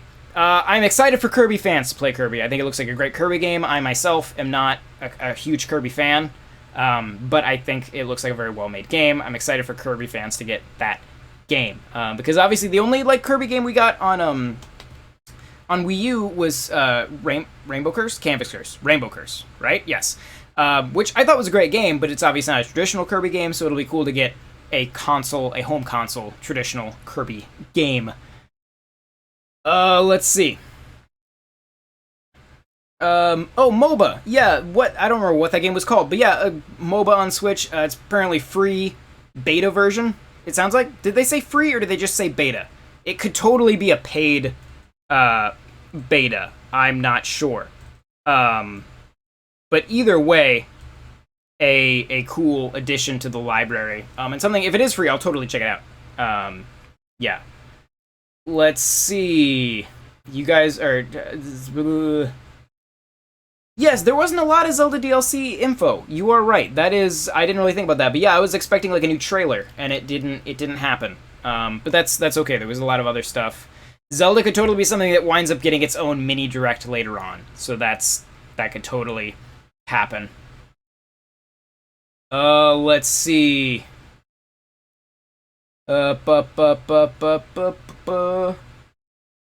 Reading all the comments. Sorry, double slash, but I already gave somebody the free shout out for this stream, so you don't get it. Kirby Battle Arena seems interesting. Yeah, I mean, it definitely, it's one of those kind of lower, to me it looks like a lower budget 3DS game, something to fill out that library, which is, I mean, it's good that those games are there. That system needs, I mean, obviously not everybody has a Switch yet, so that system needs support. But I think, I think it's telling that going into this Christmas, there isn't more for the... I mean, this Christmas is Pokemon Ultra Sun and Ultra Moon, which are a big deal. I'm not trying to undersell those. But just those and, Metroid, I think, is kind of the big thing. Metroid, of course, being a huge thing. And like I said before the stream, I still think there's a good chance a year long to get a Switch port of Metroid Samus Returns. Wave Rider is disappointed in the whole thing. Really? I thought this was one of Nintendo's stronger Nintendo Directs in a while. But, alright. They didn't show Retro Studios a new game. No, they didn't. And as we said, that is, they didn't do a lot of announcing. Like, were there any...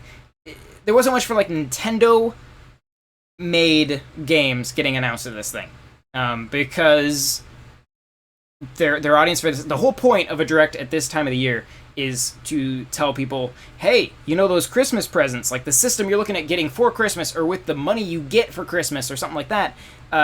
You should spend it on a Switch. So they're getting that in people's heads going into the holiday season, going into Black Friday, and so that is the focus of this direct. Introducing new games is not as big of a deal as giving details and release dates on previous games. Like, for someone like me, like I love, like Xenoblade is a huge reason that I own a Switch. And so having a release date for Xenoblade is huge for me. Like if I hadn't already bought a Switch, that would be the thing that would get me to buy it. So there's that. Skyrim having a release date. One thing we didn't see that there were a lot of rumors about, we didn't see achievements, and we didn't see Fallout 4. So not saying those things can't happen. I don't know about achievements. Fallout 4, that rumor actually sounded pretty legit, especially with it surprises me that Doom and Wolfenstein are coming out on the Switch, which are much more graphically impressive games than Fallout 4, but Fallout 4 isn't, at least for now. It could still totally happen, but at least for now it doesn't seem to be happening. Let's see. And yeah, and I think, once again, we got used to the thing to remember is on the Wii U there was a lot of announcing games really early. Like Xenoblade X, which was a relatively late Wii U game, was announced at like within the first couple days of the Wii U existing, right?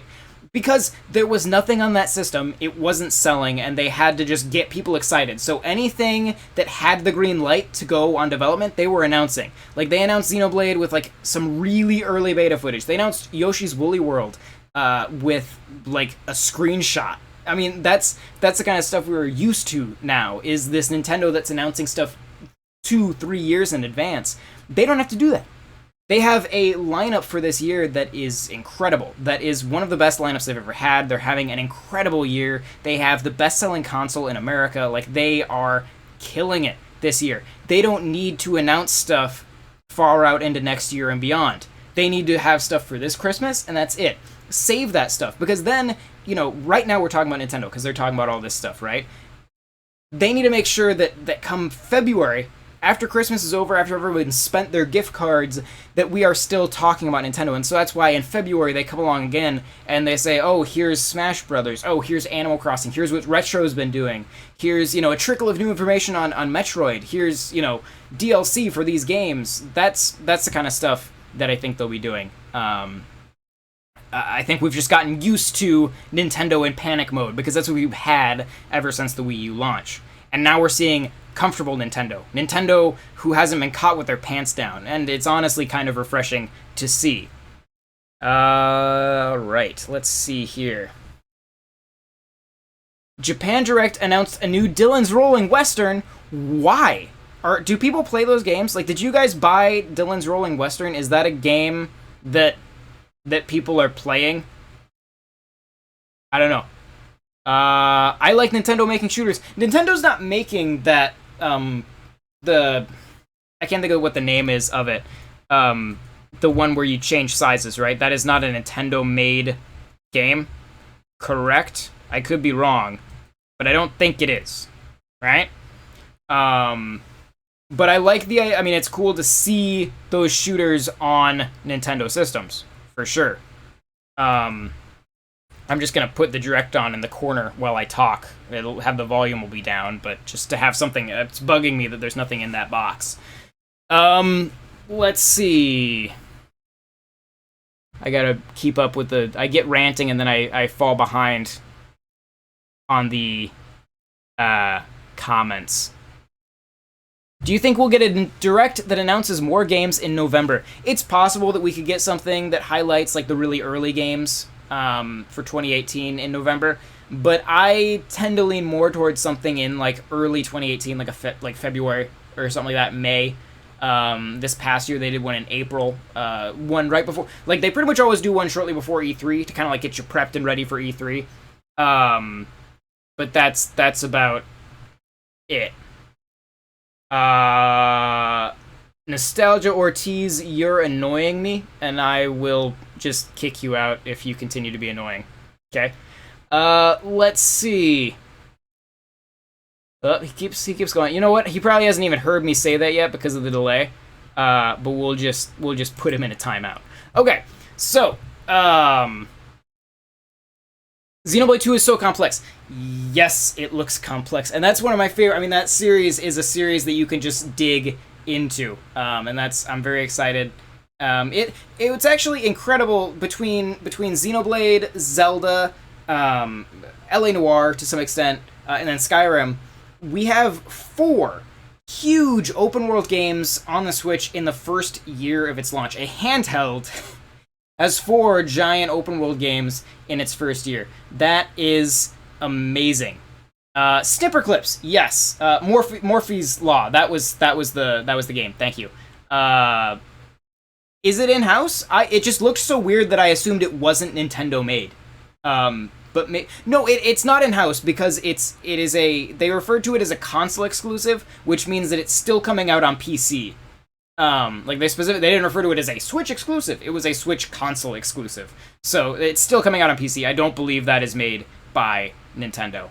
Yes, Snipper Clips, that is one of the games I bought at launch for the Switch, so seeing that get more love is awesome. That game was made by 2 dudes, so the fact that game has done so well is awesome. Though, speaking of really early Switch games, I would really like to see some Fast Racing Remix DLC, because that game is amazing. Right. But yeah, Pokemon Sun Ultra Moon, I honestly thought we would see more of. They kind of just talked about them for a pretty short amount of time. When you compare that to the amount of time they talked about Xenoblade, they didn't spend much time on Pokemon Sun and Moon. I guess the argument would be that Pokemon is sort of a known quantity, so they kind of just talked about as much as was appropriate and said, it's Pokemon, it's new, here are some new features, here are some new things, etc., etc., and that's just kind of how it went. But yes, so Pokemon's coming out. Yeah, there's a lot to digest. But that was a very, very strong Nintendo Direct, and I'm happy with it. Of course, if the entire Direct had just been them coming out and they just kind of it was just them, they come out, then Nintendo Direct starts, they turn to the camera and go, Xenoblade is December 1st. I would have been like, cool, thank you, Nintendo Direct over, have a nice day. But I mean, it was great. They specifically highlighted that they're gonna have more details on Mario Odyssey when all that was a couple. I mean, they showed some new worlds, they look cool. Soda Ocean was talked about in the comments, so that's that's great. I feel like they know that people are excited about that game, so they feel like they have to talk about it. But I feel like we can just not worry about Mario Odyssey until it comes out. We're all gonna buy Mario Odyssey, right? That's kind of a given. So, I mean, whatever. It's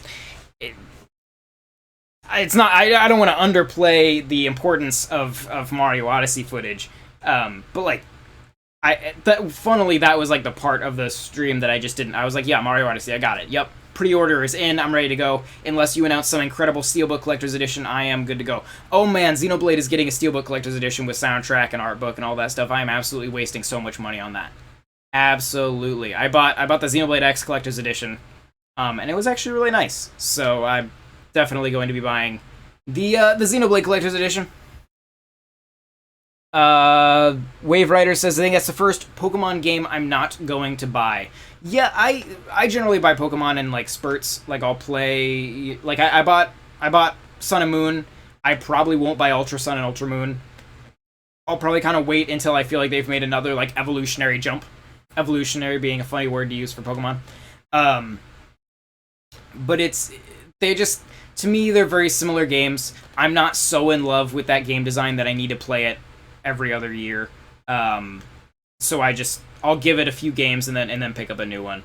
But if you're into Pokemon, Ultra Sun and Ultra Moon look nice.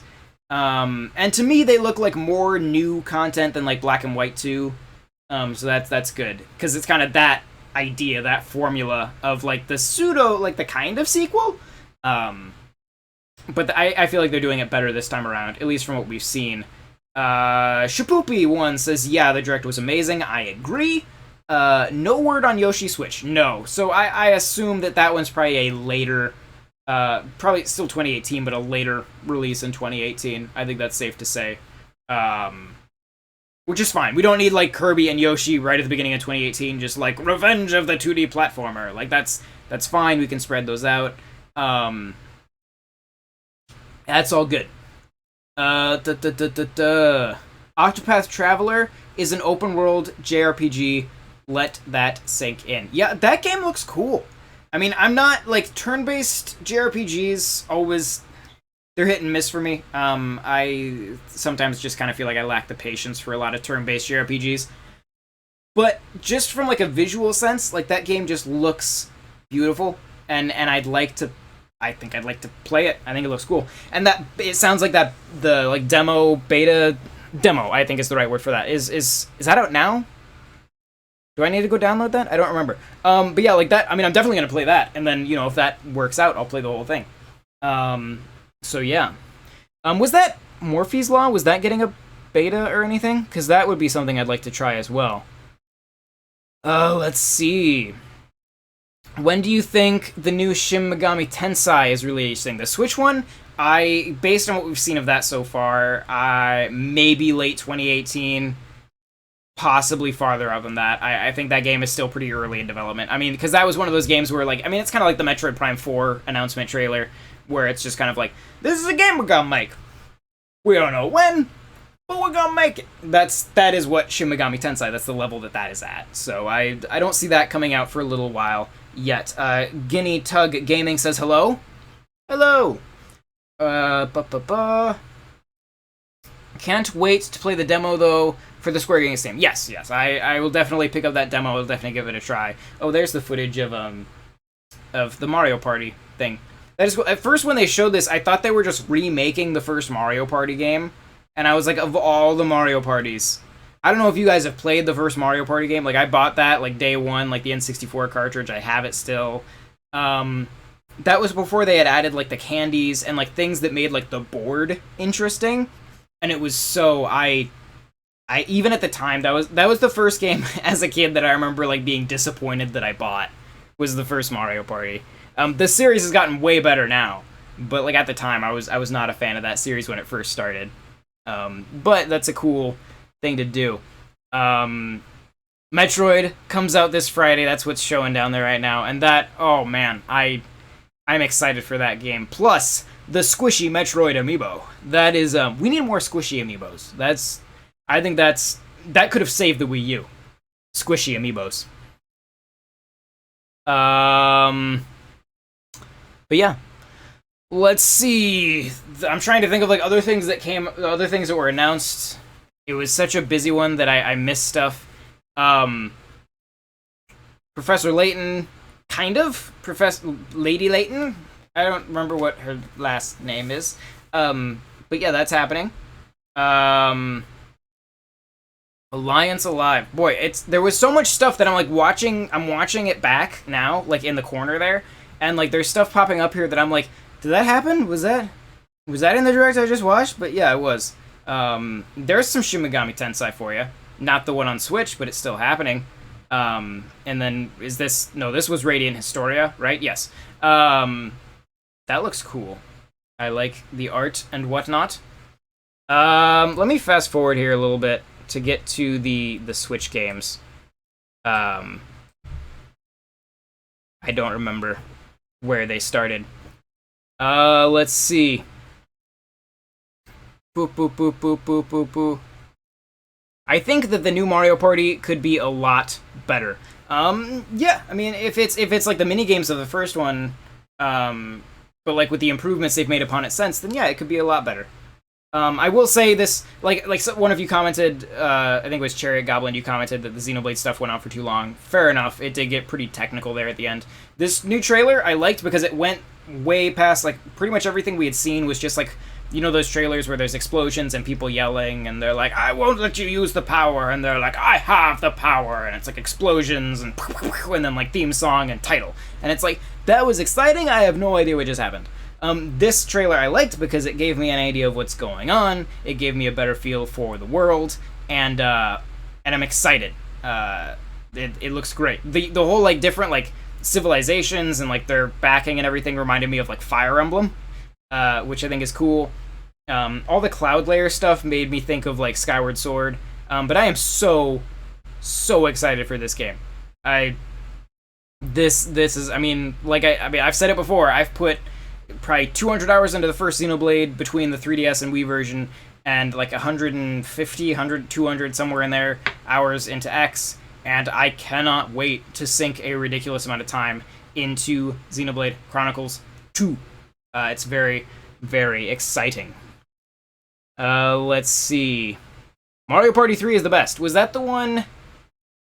Was it 2 or 3? No, 2 was the one where you had costumes, right? I don't remember. I don't remember what 3's gimmick was. Sonic Forces looks good. Sonic Forces looks like a Sonic game. I say that hoping that it is good, but not to... I'm not going to bet money on it being good. Let's put it that way. I hope it is, because Sonic Mania was surprising. Even a Sonic-hating person like me found things to like in Sonic Mania. But Sonic Forces, I'm not... We'll see. We'll see. I hope it's good. I hope it turns it all around for him. I'm always hoping for a good Sonic game. Haven't found one yet, but I'm hoping for one. Mario transformed into a dinosaur with a cape. Old cape flying is back. Yeah, that's... Occasionally you do it... With Mario Odyssey, you do occasionally have to just stop and be like, did Mario just transform into a dinosaur wearing a cape? Because you get so used to it with that game when you're watching the trailer that now and then you have to stop and just appreciate how ridiculous the thing you just saw was. That is a key feature of Mario Odyssey. What about Xenogear? Like the old Xenogear, like on PS1? That, I actually talked to work a little bit about that today. Like, Xenogear, Xenosaga, that is a franchise that could use a remaster.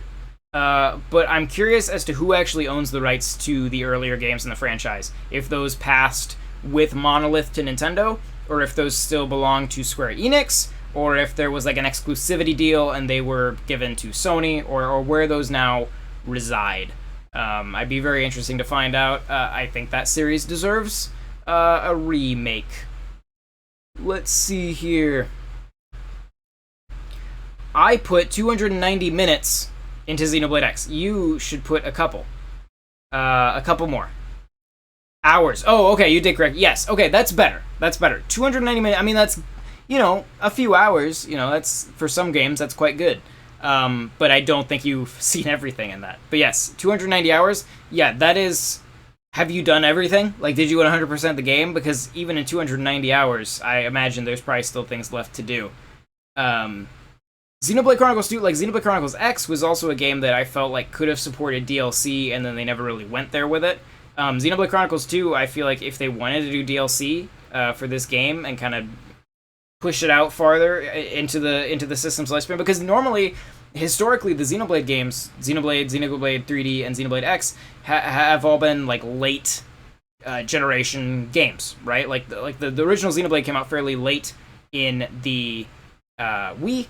Xenoblade 3D came out as, like, a final, like, with the new 3DS, like, that, like, ultimate version of the 3DS, it launched with that, and so it was a pretty late 3DS game. X was a pretty late Wii U game. 2 has the distinction of being an early Switch game. It's going to be out in the first year.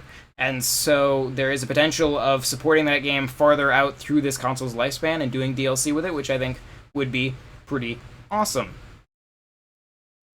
Let's see. Somebody mentioned Mario Odyssey DLC, I think before the Direct. I don't know. I don't think I can support that for some reason that just doesn't seem right. You didn't 100% it.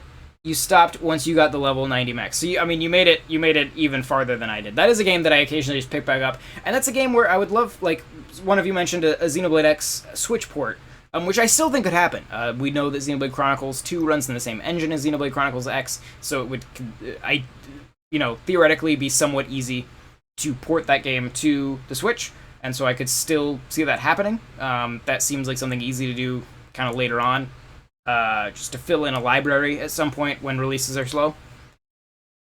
Is Xenoblade popular in Japan? As far as I know, I'm not sure how it compares with America. I know Xenoblade X did reasonably well for a Wii U game in America. I think it sold pretty well. Granted, it's a Wii U game, so it's not going to sell great. And I think it'll be interesting to see how Xenoblade 2 sells. And I think if they kind of bump up the open, like if they, as far as like advertising goes, if they really focus on the open world aspect of it, to an audience that bought this system to play Zelda, a giant open world game, I think that will appeal to the majority of Switch owners. And if you haven't played the Xenoblade series before, give it a shot. Even if you don't like JRPGs, because generally I don't. But that series is fantastic, and I would encourage you to give it a try. But yeah, there's a lot of stuff in this direct. There's a lot of stuff that I haven't really touched on. But you know, we'll have, if you missed anything in the direct, if you didn't see any of it, of course you can watch the full direct on Nintendo's channel. Or just rewind this, I guess. But also, if you go over to NintendoWorldReport.com, we'll be covering all of these stories. We have people watching like the Japanese directs and other directs as well for all those little differences, and people translating stuff from the Japanese direct and getting those news stories up. So if you head over to NintendoWorldReport.com, there is plenty more Nintendo Direct coverage. Oh, Splatoon is getting some old maps, so that's cool. I forgot. See, I'm gonna have to watch this like 5 more times to actually catch everything. But yes. Also, the Titans can talk in Xenoblade, so that was pretty neat. Let's see. Looks like it's time for Game Explained to do a 2-hour video on that 2 minutes of art. Yeah, we do deep dives here too, where I don't think we've ever quite... I guess me and Neil did one time do a deep dive of like 20 seconds of Zelda footage from the Game Awards, and it went on for like an hour. So I guess I can't be too judgmental of Game Explained for spending a long time looking at arbitrary shots of games, but you know, more power to them if they want to. But yes, NintendoWorldReport.com will have all of the stories from this direct, and of course, subscribe to this channel. If you haven't subscribed to this channel, do that. We might start doing this kind of style of coverage for more directs in the future. It's something that I wanted to try out. This is something that ideally I wouldn't mind trying to do for like E3 or something, but we're just, you know, so feel free to provide feedback on that. Yeah, Blade Master over 4 open worlds in the launch year. Jesus. Yeah, absolutely. That is incredible. I mean, that's on a handheld. Like, that's on a home console, 4 giant open world games is like, whoa. But on a handheld, most handhelds don't have 4 open world games in their library. Like, it is incredible. What I think it helps, you know, the system launched with one of the best open world games ever made. And I'm not saying that like as a Nintendo fan, I think it's the best. Like, I mean, look at the review scores. Look at how it sold. Look at how many systems it moved on its own. Like, it was one of the biggest things to happen to open world games in history. And I think that kind of set a precedent, like I was saying, for, like, that's the audience that exists on this platform. You, like, when you're trying to decide, well, what type of games will Switch owners buy, you pretty much know that all of them enjoy open world adventure games. I mean, because that is, like, especially for this first year, most people bought it to play the new Zelda. And so it makes sense that as people are kind of trying out, like, well, let's see how things fare on this system, they're trying out open world games. And as I said earlier, Bethesda's announcements today, I think, are huge, and I think will be a big precedent and a big statement to other third-party developers as we go forward. And that is awesome and very encouraging. Also, Rocket League is still a thing, if you're into Rocket League. Oh, there's Morphe's Law. Yeah, that game looks weird, but I'm excited. I will definitely play it. I'm all up for it, as long as, like, the install base is good. Hopefully, Nintendo so far has been seemingly pretty open to crossplay. They've been open to that with Microsoft for Minecraft. Apparently, Rocket League will have crossplay. So, like, this Morphe's Law sounds like it's coming out on PC as well, presumably. So, hopefully, maybe we get some crossplay with that to kind of fill out the install base a little bit. Because that's always the problem with those online games, is I never know, like, before I spend money on them, I'm like, are people going to be playing this? Like, will I actually get my money's worth out of this? Breath of the Wild had a 100% attach rate for day one Switch units. Correction, actually. Breath of the Wild had a 102% attach rate for day one Switch units, which is insane. Like, there were more, like, people were buying, like, there were more copies of Breath of the Wild sold on Switch than Switches in existence. Which is ridiculous. But yes, so that's what I'm saying though, is you know everyone who bought a Switch, like most people who bought a Switch, are into open world games. So that's a very safe bet for these developers. Which is fine with me, because having open world games on a handheld, and actually having them run good, we're not talking about like Borderlands 2 on PS Vita, which ran like butt.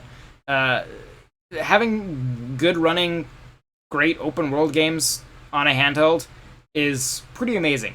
It is an awesome thing. Say I bought my Switch because I'm a Nintendo whore. I mean, that is an asset. That is part of that is an influential factor. I won't deny that. But you refused to buy one. I bought 1-2 Switch, and I won't say it's bad. It's probably a very fun party game, but let's just say that I bought it, owned it for like a couple weeks, and then traded it in. So it's not the best game, but it is a game. Let's just say let's be glad that wasn't the main game the Switch launched with. It's good that it launched with Zelda 2. Otherwise, we might be looking at another Wii U situation. But yes, that I think we've kind of covered most of the big stories from the Direct. I'm sure I've missed some things, but I think that is about where we are going to end things today. So, thank you very much for watching. Like I said, let me know either in the comments here, or in the chat, or like on the comments section if you're watching the video after it was live, what you think of this style of covering their live events. You can also follow me on Twitter, at JTS982. It's scrolled down there on the bottom several times, and I'm sure it will be coming up here in a moment anyway. You can also follow Nintendo World Report on Twitter. It's Nintendo_NWR, and of course check out NintendoWorldReport.com as well. Subscribe to this channel. I do live streams of games every Saturday, and would love to see you guys join in. It's a lot of fun. We play both online and single-player games. It's a good time. We do votes on the Twitter for what game we're going to play. It is a fun time, so be sure to subscribe. Yeah.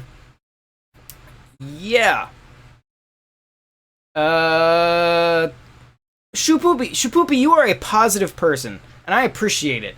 So thank you for being so positive, Shapoopy. Thank you. Yes, so that I think is... Oh, I should also mention, site volunteer run. You know that if you've been around here for a while. None of us get paid.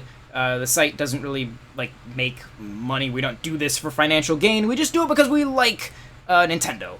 And so the site is funded primarily by support from Patreon. So if you would like to join in there, or at least take a look at our Patreon, we'd appreciate it. It's just patreon.com/NWR. Very easy to remember.